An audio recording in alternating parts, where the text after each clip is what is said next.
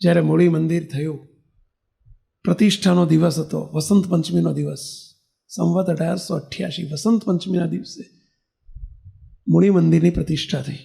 વસંત પંચમીનો દિવસ હતો. સવારમાં 9 વાગે પ્રતિષ્ઠા છે અને સવારના 7 વાગે બ્રહ્માનંદ સ્વામી ધાબે ચડ્યા. ઊંચે જઈને જોયું, ચારેય બાજુ માણસ માણસ માણસ. 5 દાડાનો સમય હતો અને છેલ્લો દિવસ, ક્યાંય માણસ માય નહીં. કીડીઓ ઉભરાઈ હોય ને એમ ચારેય બાજુ સવારમાં માણસ માણસ, આખું ઝાલાવાડ ઉમટેલું. બ્રહ્માનંદ સ્વામીને ચિંતા થઈ. જો આ બધી લીલા હતી, બ્રહ્માનંદ સ્વામીને ચિંતા થઈ કે આટલું બધું માણસ છે અને રસોઈ ખૂટશે તો. બ્રહ્માનંદ સ્વામી દોડતા નીચે આવ્યા. નીચે કોયડીમાં ગોપાળાનંદ સ્વામી પૂજા કરતા હતા. સ્વામીને પૂજામાં રોજ 2 કલાક થતા. ગોપાળાનંદ સ્વામી પૂજા બેઠેલા અને બ્રહ્માનંદ સ્વામી આવ્યા.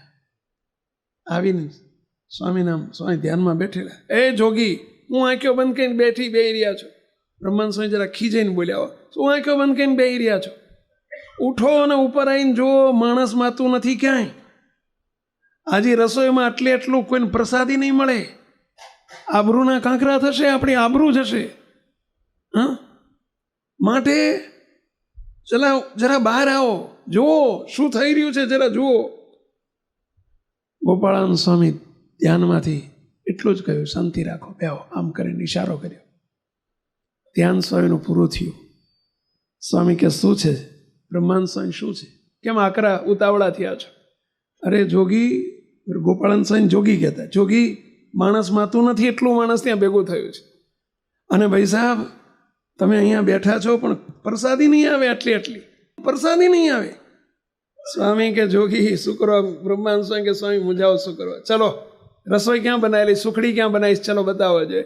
અને હુખડીનો મોટો, એ જમાનામાં સુખડીઓ પતરામાં થતી, પણ પતરા ઊંધા ડાળી દીધા હોય અને આવડા મોટા મોટા ઢેફાની આખી મોટો જેમ પેલો રૂનો કપાસનો ઢગલો હોય ને, એમ મોટો ઢગલો જબરજસ્ત, આખો એક મોટો ઓયડો ને ઓયડામાં આખો ઢગલો પડેલો, ઓપન ટુ સ્કાય, આખો ખુલ્લો મેદાન, અને એમાં નીચે બધું પાથરી અને હુખડી નાખેલી અને મોટો જબરજસ્ત ઢગલો. જ્યાં એ ઓયડો ખોલ્યો અને બ્રહ્માનંદ સ્વામીને ગોપાળાનંદ સ્વામી જોવે છે.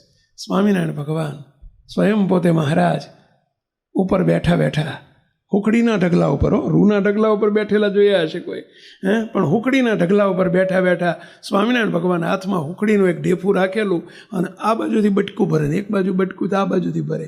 મહારાજ બેઠા જમે અને બ્રહ્માનંદ સ્વામી કે સ્વામી દર્શન કરો અલૌકિક મૂર્તિ આજની ને ધરી ધર્મકુમાર. વાહ મહારાજ વાહ, દર્શન તો ઘણા કર્યા, પરંતુ આવી હુખડી ઉપર બેઠા તમે જમતા હોય અને ઢેફું હાથમાં લઈને એવા દર્શન કોઈ દાડો નથી થયા. મહારાજ ગોપાળાનંદ સ્વામી કે મહારાજ, બ્રહ્માનંદ સ્વામી કે સ્વામી જોઈ લો, દર્શન કરો. મહારાજને પ્રાર્થના કરી, વાહ મહારાજ, તમે પ્રગટ બિરાજો છો.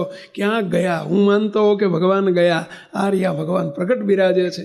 હવે ક્યાં મારે ખૂટ્યું કરવાની જરૂર હતી?